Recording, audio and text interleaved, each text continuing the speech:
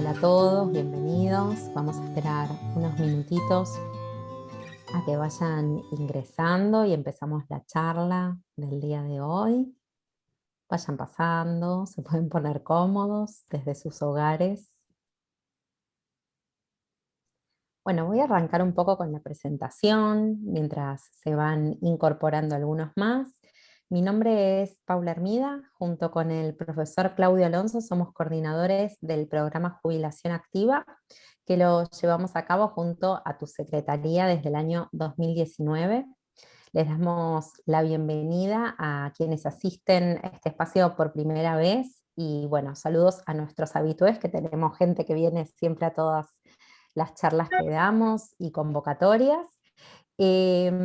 Bueno, parte del programa de jubilación activa incluye también el desarrollo de este tipo de charlas como la que vamos a llevar a cabo hoy en día. Esta va a estar a cargo de la doctora Carolina Felber, que la vemos acá en pantalla, que bueno, además de ser colega y una persona a la que le tengo mucho cariño, es psicóloga, es docente de la Facultad de Psicología de nuestra universidad y trabaja también como investigadora adjunta en el CONICET desarrollando tareas en la Fundación INEVA, donde también dirige el programa Mental Fit. Y bueno, hoy nos va a estar hablando sobre consejos y estrategias para un cerebro activo y saludable. Esta temática nos parece que es muy importante para que podamos abordar en este espacio. La salud de nuestro funcionamiento cognitivo suele ser algo que nos preocupa a todos, y mucho más en este contexto. Justo antes de arrancar esta charla estábamos hablando con alguien de la Secretaría respecto a Ivana, que no aparece, pero está acá en las sombras, respecto de las confusiones y un montón de cosas que nos empiezan a pasar también en este contexto, con lo cual nos parece muy importante que hoy Carolina nos pueda hablar y contar un poco más de esto. Así que bueno, Caro, te doy la bienvenida, te agradezco muchísimo por estar acá acompañándonos en el día de hoy. Bueno, gracias, muchas gracias Paula, y a toda la gente del programa de jubilación activa y a la Secretaría de la Facultad. La verdad que para mí es un gusto como docente de la facultad poder colaborar y, bueno, compartirles las áreas en las cuales yo trabajo hace algunos años, así que bueno, muchas gracias por la invitación. Bueno, cuando ustedes me digan, comenzamos con la Sí, presentación. No si sé te si parece, Caro, empezamos con la presentación y al comparto. final hacemos eso, puedes compartir y al final hacemos algunas preguntitas o algo que vaya apareciendo también. Así que, bueno, yo me silencio, pero estoy acá en las penumbras, pero voy a estar. Bueno, voy a compartir pantalla Sí, entonces cuando quieras. y vamos a comenzar con la presentación formal. Bueno, como Paula les comentaba, mi nombre es Carolina Felber, yo soy psicóloga, soy especialista en neuropsicóloga, y doctora de la Universidad de Buenos Aires, investigadora de CONICET, y el objetivo de esta charla es contarles un poco acerca de cómo promover un envejecimiento cognitivo saludable, ¿sí? Muchos de ustedes saben, quizás en algunas charlas anteriores que pudieron haber tenido dentro del marco de este ciclo, o otros espacios, que el envejecimiento poblacional es un fenómeno que viene ocurriendo a lo largo del mundo, y que se espera justamente que aumente la proporción de adultos mayores dentro de lo que es la población en general. Este fenómeno también trae aparejado un aumento de las patologías y las dificultades que son propias de los sujetos de este grupo etario. Uno de los temas que más preocupan a los adultos mayores, se define como adultos mayores a las personas mayores de 60 años, ¿sí? Quizás podamos repensar, ¿no? El concepto de mayores, pero dentro de lo que son los adultos mayores se ubican las personas mayores de 60 años. Y uno de los temas que más preocupa a las personas de este grupo etario, y que bueno, en este contexto como es el de pandemia también a personas de otros grupos etarios, es lo que tiene que ver con el cambio en las funciones cognitivas. ¿A qué llamamos funciones cognitivas? Cuando hablamos de funciones cognitivas estamos hablando de memoria, de atención, del lenguaje, de la capacidad para organizar, para planificar, cursos de acción, ¿sí? Todas estas dificultades. Una de las que más preocupa tienen que ver con las dificultades en la memoria. ¿Y por qué es que las dificultades cognitivas y especialmente las dificultades que tienen que ver con la memoria y la concentración son problemas que alertan, ¿sí?, más que otras dificultades? Porque justamente pueden ser el indicador, ¿sí?, de la presencia de alguna patología, ¿sí?, dentro de los cambios que se producen, así como se producen cambios en las articulaciones, en la vista con la presbicia. Digo, hay cambios que son normales, que sí son propios y esperables, que ocurran en el organismo en general o en diferentes aspectos de la biología, y otros que su presencia se están indicando de una alteración patológica, que la más temida y la más conocida es la enfermedad de Alzheimer, que se enmarca dentro de lo que son las demencias. La enfermedad de Alzheimer es un tipo de demencia, hay otras, es la más conocida. Entonces, cuando hablamos de deterioro cognitivo, estos cambios podemos ubicarlos en un continuo, ¿sí?, que va desde la normalidad. Hay algunos cambios, ¿sí?, que son normales y esperables.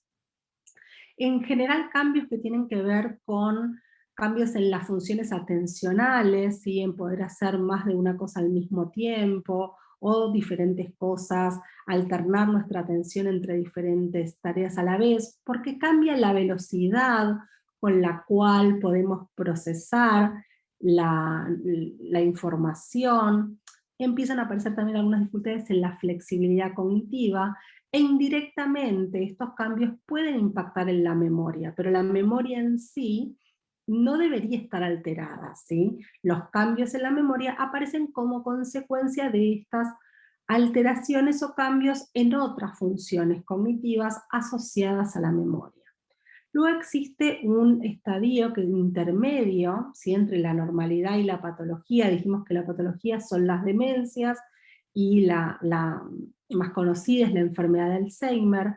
Hay un estadio intermedio que se llama deterioro cognitivo leve, en donde cuando se hace un examen médico, una evaluación neurocognitiva, que ahora vamos a ver, que es un estudio en donde se aplican diferentes pruebas, diferentes test, que lo que hacen es medir el rendimiento, ¿sí?, en la memoria, en la atención, el lenguaje, que nos permiten objetivar, ¿sí?, ponerle un número a nuestro rendimiento a través de estas pruebas, que suelen estar estandarizadas por edad, es decir, hay valores de referencia, como en un análisis de laboratorio, donde tenemos a nuestro rendimiento en estas pruebas, valores de rendimiento, ¿sí?, que nos indican cómo está, ¿sí?, nuestra función en comparación con las personas de nuestra edad, género y escolaridad, y se advierte, ¿sí?, en estos sujetos que tienen deterioro cognitivo leve, que hay algunos cambios, ¿sí?, que su rendimiento está a veces por debajo de lo esperable, pero sin embargo no llega a tener un impacto en el nivel funcional, que lo que caracteriza justamente a las demencias es que hay un cambio, la persona refiere una queja, ¿sí?, respecto de su funcionamiento en la vida cotidiana, y esta impacta en su capacidad de funcionar de manera independiente en la vida diaria. Hay algunos números, sí, que me parece que son importantes que los conozcan. Estas son estadísticas de hace algunos años atrás, probablemente este año se presenten nuevos números, pero ¿por qué preocupan y asustan tanto los cambios en la memoria? Porque, como dijimos antes, los cambios en la memoria, las dificultades en la memoria, pueden ser un indicador de la presencia de alguna patología como la enfermedad de Alzheimer.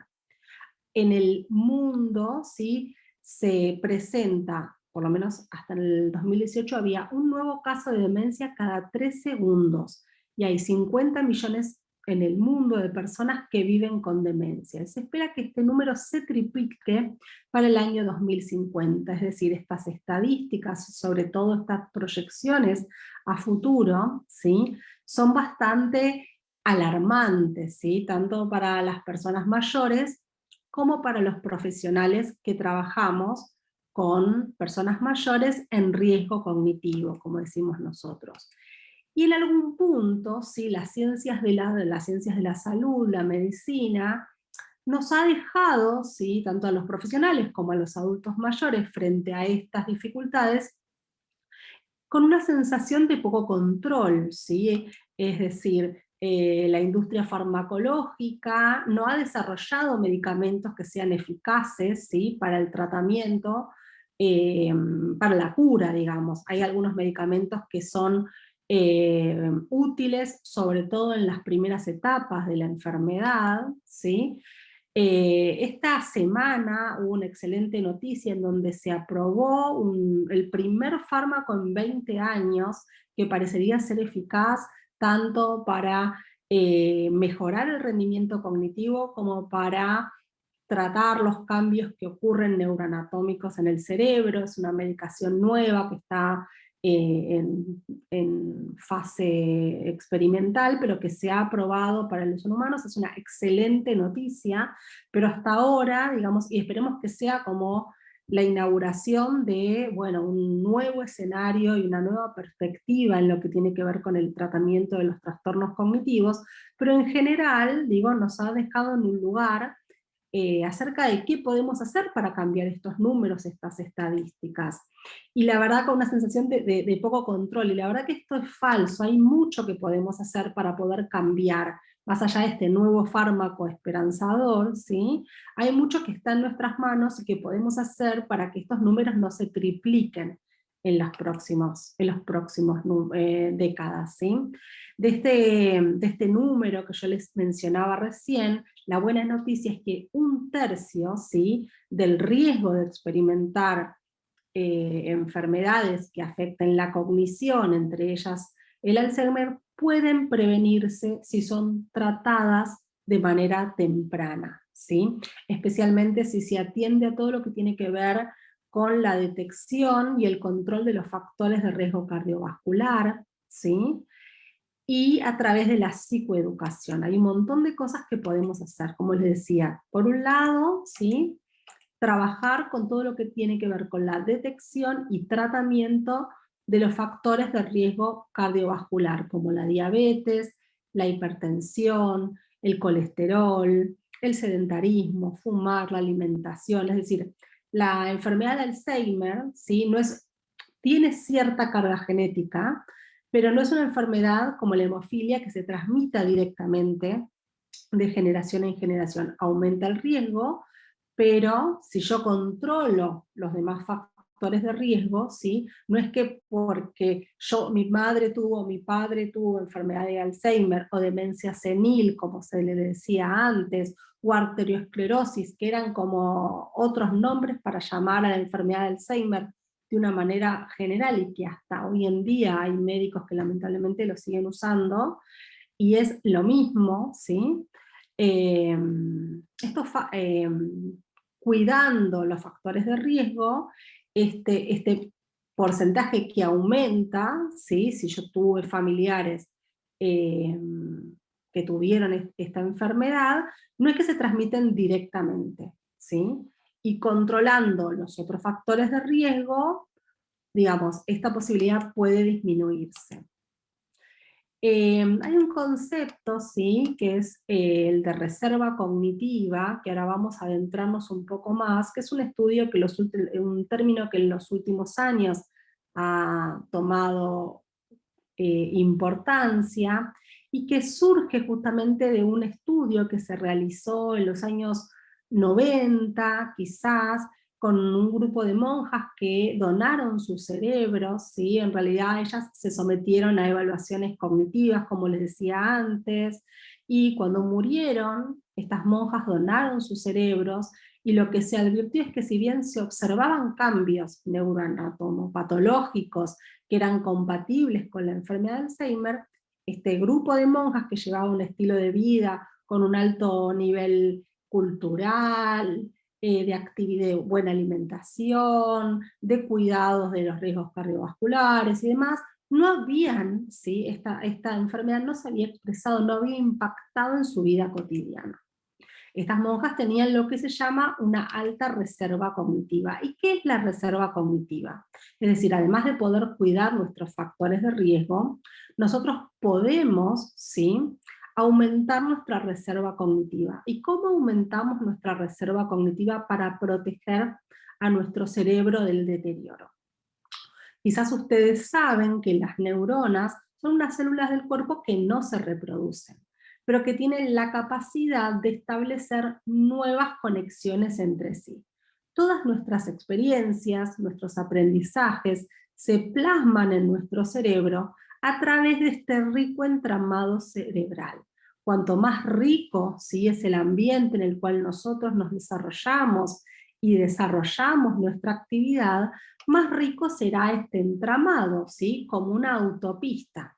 Entonces, como les contaba en el ejemplo de las monjas, muchas veces no existe la reserva cognitiva, lo que nos indica es que muchas veces no existe una relación directa entre el daño neuroanatomopatológico que se advierte en el cerebro, ¿sí?, que son los cambios observables que se ven en post-mortem hoy por hoy también hay estudios de neuroimagen que permiten hacer un diagnóstico temprano, podríamos decir, pero sin embargo, aunque se observen estos cambios en el cerebro, esto no implica que afecten el funcionamiento cognitivo, ¿sí? Cuanto más rico es nuestro entorno, cuanto más complejo es el entorno donde nos desarrollamos, cuando realizamos más actividades que desafíen, ¿sí?, nuestro cerebro, más rico será este entramado que sostiene nuestra actividad cerebral, como una autopista, ¿sí? Entonces, si yo tengo, no es que no nos vamos a, la reserva cognitiva no dice que si yo tengo una reserva cognitiva alta, esto no me va a impactar de ninguna manera, ¿sí? Pero probablemente, ¿sí?, mi cerebro encuentre vías alternativas para seguir realizando esa actividad. No es lo mismo si en mi cerebro yo solamente tengo un camino, como este camino de Ripio, y se produce un accidente y yo no puedo circular más por ese camino, esa función que se realizaba a través de ese recorrido, de alguna manera queda completamente anulada, limitada. Sin embargo, si mi cerebro es un cerebro rico con muchas conexiones sinápticas, las cuales, digamos, se construyen a través de la actividad y de la interacción con un medio complejo, frente a la aparición de alguna enfermedad, ¿sí?, que afecte mi cerebro, como puede ser un ACV, un accidente cerebrovascular, o alguna enfermedad neurogenerativa, esa vía se va a ver alterada, pero mi cerebro va a tener otros caminos, ¿sí?, como si fuese un corte en la autopista. Quizás sí, digamos, tenga un costo para mí, o sea, tenga que encontrar otra vía, tenga que bajar de la autopista, encontrar una vía paralela, no es quizás sin costo, pero mi cerebro va a encontrar otro camino para poder seguir realizando, ¿sí?, esa función o esa actividad. Y esto se construye, ¿sí?, a través de la actividad, ¿sí?, en medios complejos.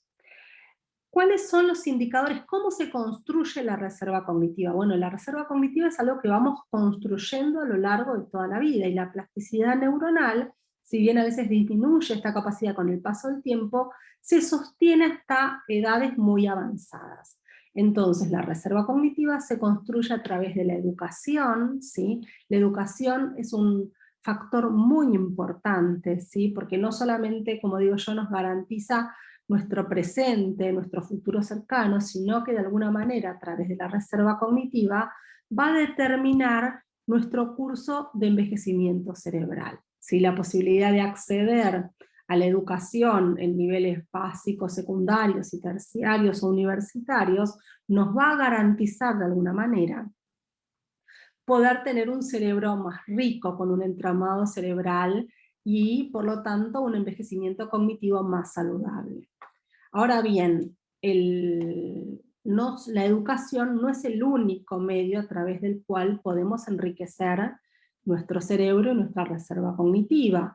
El ambiente laboral en el cual realizamos nuestro trabajo también cumple un papel central, trabajos más complejos, sobre todo trabajos con personas o con datos, muestra la literatura científica, ¿sí?, que genera un mayor nivel de reserva cognitiva, y la participación en actividades del tiempo libre también cumple un papel central. Poder elegir actividades que sean novedosas, desafiantes, diferentes de lo que hacemos cotidianamente, también nos va a permitir seguir enriqueciendo ese rico entramado cerebral y proteger nuestro cerebro frente a la aparición de enfermedades que afecten a la cognición. Acá podemos ver cómo se desarrolla el curso de envejecimiento de una persona con una reserva cognitiva alta respecto a una persona con una reserva cognitiva baja. ¿Sí? Acá tenemos los 3 estadios que vimos al principio de la charla: la normalidad, el deterioro cognitivo leve, que es este estadio en el cual yo noto cambios, por ejemplo, en mi memoria, tengo una queja acerca de que mi memoria no rinde tan bien como yo creo, en las pruebas neuropsicológicas, en los test, se ve que este rendimiento está disminuido, pero no afecta significativamente en mi nivel funcional. Yo puedo seguir haciendo las actividades y las cosas de la vida cotidiana que para mí son importantes, y después tenemos la demencia. Vemos que en una persona con una reserva cognitiva baja, este cambio es abrupto, ¿sí? En poco tiempo la persona pasa a un nivel normal, a deterioro cognitivo leve, y permanece muchos años en este estadio de demencia, en donde lo más característico y lo que más nos preocupa tiene que ver con la pérdida justamente de nuestras habilidades cognitivas y la independencia funcional, y permanece muchos años, ¿sí?, en este nivel de deterioro y de dependencia de un cuidador, con el impacto que tiene esto obviamente en la persona, en su círculo familiar, y también podemos pensar en todas las instituciones de salud y el sistema sanitario, ¿no?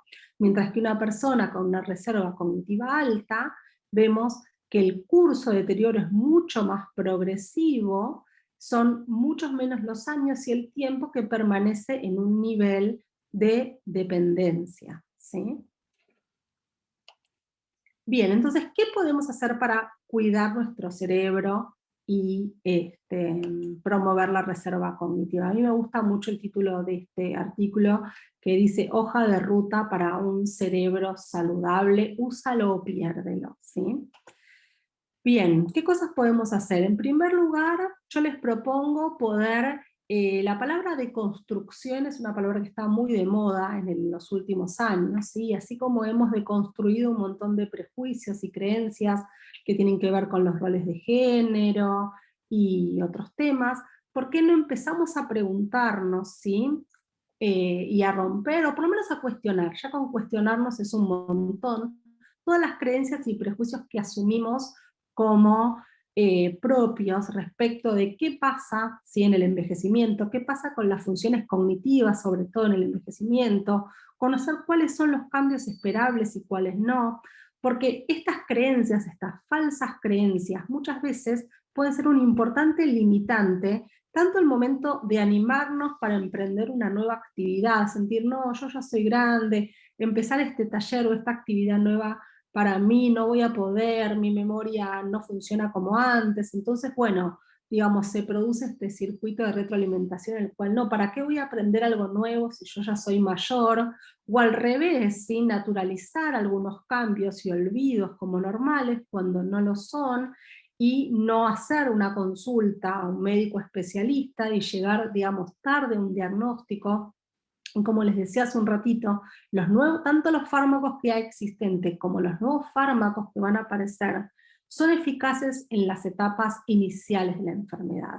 Entonces, en el ámbito clínico muchas veces ocurre que el asumir estos prejuicios, estas creencias, ¿sí?, también hace que el diagnóstico se produzca mucho más tarde y que los tratamientos que hay no sean tan eficaces como podrían serlo, y poder estirar estos estadios iniciales en donde la persona tiene una queja cognitiva, ¿sí?, hay un cambio observable. Ahí es donde los fármacos y los tratamientos que hay hoy disponibles son eficaces, ¿sí? Entonces, ante la presencia de estos cambios, poder hacer la consulta necesaria. Entonces, el primer paso es liberarnos de creencias y prejuicios, informarnos, ¿sí?, buscar espacios donde podamos conocer cuál es nuestro estado cognitivo actual, qué cambios son aprender, qué cambios son esperables, qué no, hacer una consulta a un especialista, y por otro lado liberarnos de las creencias que nos detienen para entrenar nuestro cerebro, ¿sí? Y seguir aumentando nuestra reserva cognitiva. Les recomiendo ver este corto que se llama Age Without Ageism, que es como envejecer sin viejismo, ¿sí? Que plantea muy bien los beneficios acerca de liberarnos de estos prejuicios acerca de la vejez, lo encuentran en YouTube, ¿sí? Bien, por otro lado, otro punto importante tiene que ver con el estado de ánimo, ¿sí? El mundo interior, cuando estamos, la atención, como les decía antes, muchos de los cambios que se observan y que un factor con el cual podemos, ¿sí? Trabajar tempranamente, es lo que tiene que ver con la atención, ¿sí? Es como una linterna en un cuarto oscuro. Cuando estoy ansioso, estoy triste, estoy bajoneado, ¿sí? Esta linterna, en vez de apuntar hacia el mundo exterior, apunta hacia mí, hacia lo que pienso, hacia lo que siento. Entonces, lo que muchas veces llamamos dificultades de memoria, en realidad son consecuencia de cambios no atendidos, ¿sí? En el mundo emocional. Entonces, si yo trabajo, estoy atento, por lo menos identifico factores que impacten en mis emociones, ¿sí? Y atiendo estos factores, puedo mejorar también mi memoria, porque voy a mejorar mi capacidad para atender. El mundo interno, ¿sí? Puede ser un distractor tan poderoso como el mundo exterior, ¿sí? Entonces, estar atento a situaciones que me pongan ansioso, si estoy triste, si estoy bajoneado, esta linterna va a apuntar hacia mí, hacia lo que yo pienso, hacia lo que siento. Entonces voy a dejar de atender hacia el mundo exterior. Entonces, donde yo puse las llaves, y no, claro, si yo estoy pensando en el problema que tengo, o estoy pensando en otra información, ¿sí? Eh, ese dato yo no lo voy a ingresar en mi memoria. Y en realidad no es una dificultad de memoria, es una dificultad de atención que es tratable, ¿sí? Bien. Entonces, buscar ayuda. Cada uno sabe, ¿sí? Qué tipo de recursos nos ayuda para poder estabilizar nuestro mundo interno. Puede ser la meditación, ser hablar con alguien, puede ser consultar con algún especialista, ¿sí? No hay un solo recurso. Muy bien.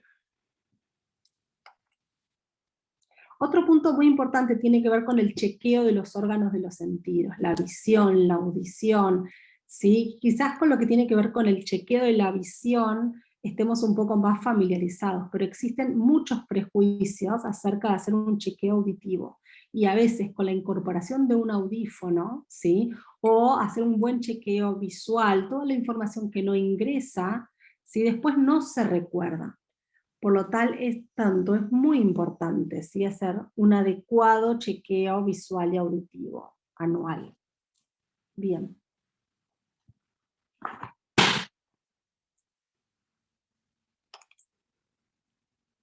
Y como siempre les digo, ante la duda, hacer una consulta, ¿sí? Cuando estas dificultades en la memoria se vuelven disruptivas, bueno, consultar a un especialista. Y él nos va a pedir una serie de estudios, como les comentaba, la evaluación neuropsicológica, un estudio de imagen, un laboratorio. Muy bien. Otras maneras también de reducir el riesgo tiene que ver con cuidar, mantenernos activos, ¿sí? Activos en lo intelectual, en lo físico, cuidar nuestro cerebro de golpes, llevar una alimentación saludable. Ahora vamos a ver qué alimentos son buenos para el cerebro, no fumar, dormir bien, cuidar los factores de riesgo cardiovascular y la actividad social. Como les decía al comienzo de la charla, todo lo que cuida nuestro corazón cuida el cerebro. Entonces, cuidar de los factores cardiovasculares, la hipertensión arterial, el consumo de alcohol, llevar adelante una dieta de buena calidad, ¿sí? Observar nuestros niveles de colesterol, ¿sí? De glucemia, el sedentarismo, el estrés. mantenernos activos físicamente. Esto no solamente cuida nuestro corazón y todo nuestro organismo, sino que también, sobre todo la actividad aeróbica, aumenta la irrigación, ¿sí?, de un área del cerebro que se llama el hipocampo, que acá lo vemos, ¿sí?, que se ha visto que la actividad física aeróbica aumenta el flujo sanguíneo en este área del cerebro, que es aquí donde, digamos, es un área que está muy relacionada con la memoria, ¿sí? Por otro lado, como les decía antes, llevar una dieta saludable. Hoy la dieta que se recomienda es una dieta que se llama MIND, como mente en inglés, que es una combinación de la dieta mediterránea con la dieta DASH. La dieta DASH es la dieta que recomendaban los cardiólogos, ¿sí? Es una dieta que sugiere bajar las carnes rojas, aumentar las carnes blancas, comer frutos rojos, todo lo que tiene que ver con los aceites saludables, ¿sí? Por ejemplo, un puñado de nueces o de almendras todos los días, vegetales verdes todos los días, ¿sí? Y bajar el consumo, obviamente, de comida procesada, de lácteos, incorporar lo que tiene que ver con legumbres a nuestra alimentación. Incorporar antioxidantes también es muy bueno para el cerebro, ¿sí? Todos aquellos que tengan vitamina C, E, A, como les decía antes, los antioxidantes, especialmente los flavonoides, como los frutos rojos, el cacao amargo, el té verde, son todos alimentos que son buenos para el cerebro, ¿sí? El resveratrol, que lo podemos encontrar en la famosa media copa de vino tinto, también se venden comprimidos. Y mantenernos activos cognitivamente. En general me preguntan, ¿hacer crucigramas, hacer sudoku, es bueno para mi cerebro? Leer, sí, son todas actividades que son buenas, ¿sí? Tocar un instrumento, son todas actividades que son buenas. Ahora, si podemos hacerlas con otros, mejor. Es decir, si me gusta, por ejemplo, el sudoku, ¿qué tal si juego a las cartas, por ejemplo? O algún juego de mesa que me implique hacer cuentas matemáticas. Si me gusta hacer crucigramas, anotarme en un curso de idiomas. ¿Sí? Si me gusta tocar un instrumento, intentar hacer una actividad con otros. Siempre si la actividad es social es mejor. Aunque sea por Zoom, no importa. Siempre que implique el contacto con otros, va a favorecer mucho más a mi cerebro, ¿sí? La tecnología el último año, digamos, sobre todo los adultos mayores, creo que fue un gran desafío que pudieron superar la incorporación de estas herramientas, ¿sí? Y en general, digamos, ¿cuál sería, si me preguntan, qué características tiene que tener una actividad para que sea buena para mi cerebro? Como les decía antes, hacer sudoku, hacer crucigramas, si les gusta, genial, háganlo.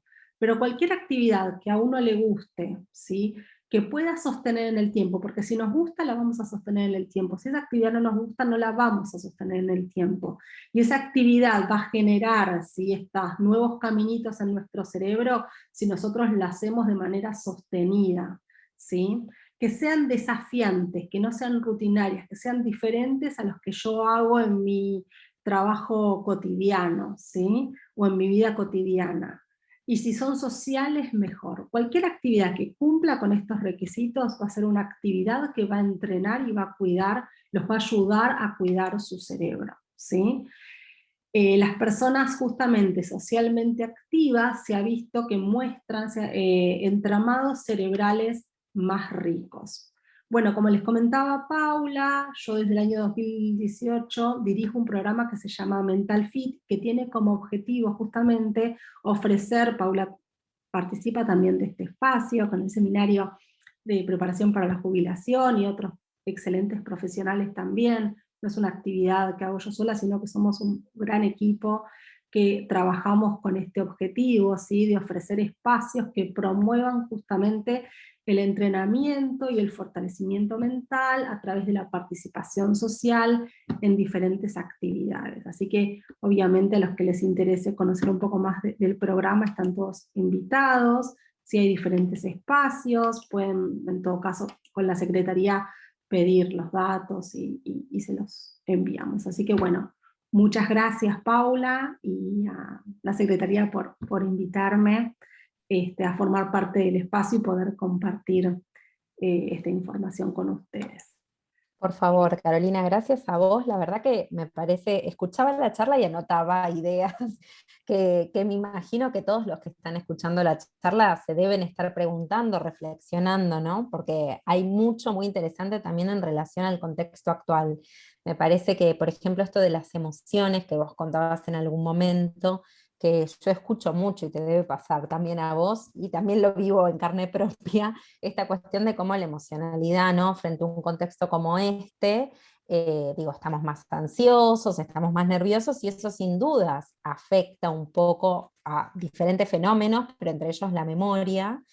Y también pensaba en relación a esto, ¿no? En no quedarnos solo con la idea de que lo que nos pasa por la pandemia, que también sería un riesgo, sino que, bueno, hay cuestiones que a veces pueden empezar a aparecer y que es importante el poder pedir ayuda, ¿no? Más allá del prejuicio. También esto me parecía súper interesante, ¿no? Sí, sí, yo creo que bueno, en la charla muchos de los temas pueden abrir para profundizar en sí. Yo lo que quise como presentar es como un punteo de varios temas que pueden ser hoy de interés para la población de adultos mayores, para la gente que se acerca al programa. Y el tema del estado de ánimo, sí, sí, creo que digamos, es una queja que estuvo siempre muy asociada en general, antes de la pandemia, que quizás la situación de pandemia puso como en foco de mayor medida, porque bueno, un montón de otros espacios, ¿no? A través de los cuales podíamos canalizar nuestro tiempo, nuestras emociones, estuvieron bueno, limitados, y bueno, eso aumentó obviamente la presencia de emociones negativas en general, ¿no? Y más creo en la población de personas mayores que estuvieron más aislados, más tiempo en casa, con menos contactos sociales, que muchos espacios que antes tenían de esparcimiento, de intercambio, desde el mismo barrio hasta un club, un centro de actividades, amigos, obviamente eso impacta en las emociones. Sin Sí. dudas, me parecía muy interesante este documental. ¿Cómo dijiste que se llamaba? El Age de Without Age, Ageism es ese. envejecer sin, es un corto que hizo un especialista eh, justamente donde explica cómo podemos, bueno, los beneficios, digamos, de liberarnos de nuestros prejuicios hacia la vejez, con evidencia científica, ¿no?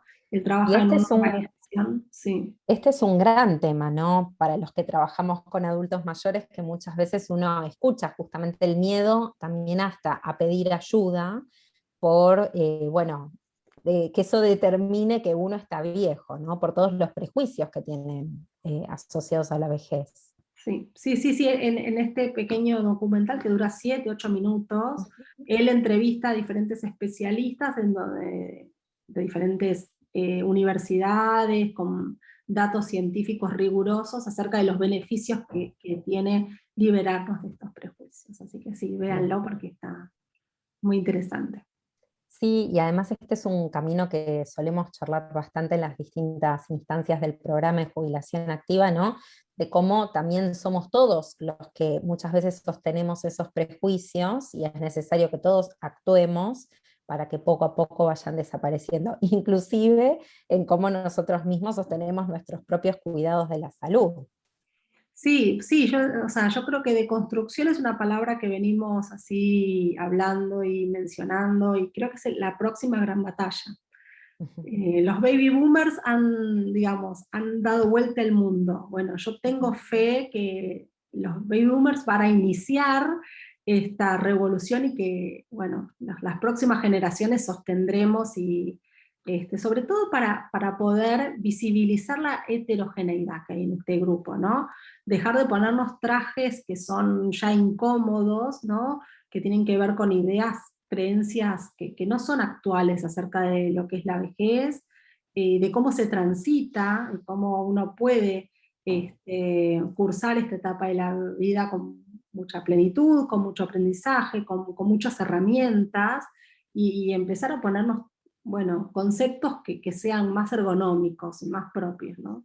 Así que Bien. sí. Y también hablabas de estas pruebas neuropsicológicas, que me parece interesante si querés contar brevemente de qué se trata, ¿no? Porque quizás muchos de los que están acá les resonó y dijeron, bueno, está bueno probar, hacerlo, recurrir, pedir ayuda, ¿no? ¿Querés contarles un poquito de qué se trata una prueba neuropsicológica? Sí, sí, la evaluación neuropsicológica es una herramienta más, ¿sí?, que utiliza el médico, el neurólogo, en este caso, para poder hacer este chequeo, así como tenemos un poco más incorporada la idea del chequeo físico, clínico.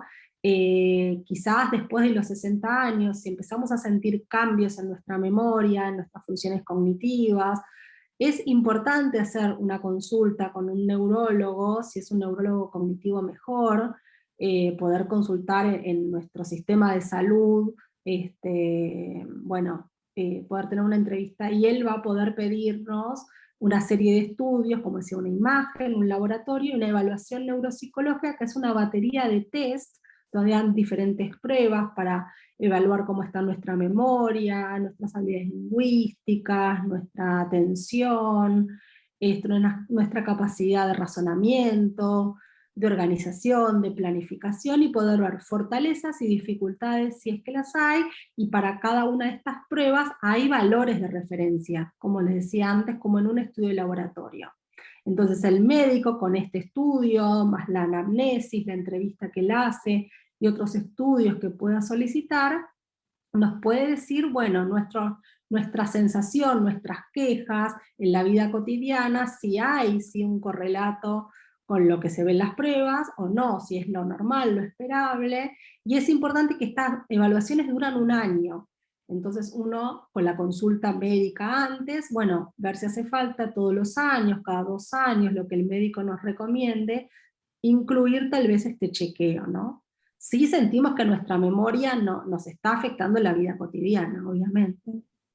Está buenísimo poder incorporar algo de esto, ¿no? Para también no quedarnos muchas veces con la sensación de me pasa esto y no consulto, que nos puede pasar con diferentes esferas de la salud, pero también tenerlo en cuenta en relación a lo cognitivo. Me parece súper importante y algo que muchas veces no se hace. Sí, frente a las ganas de emprender una nueva actividad o un nuevo desafío, bueno, hacer este chequeo antes y, bueno, sí, yo tengo las herramientas, yo puedo hacerlo, quizás le da más confianza a la Ujú. persona para emprender, no sé, bueno, quiero hacer este curso, quiero retomar esta actividad que antes no hacía, pero no me animo, mi memoria no funciona como antes, entonces quizás hacer un chequeo, incorporar las estrategias necesarias antes, bueno, uno puede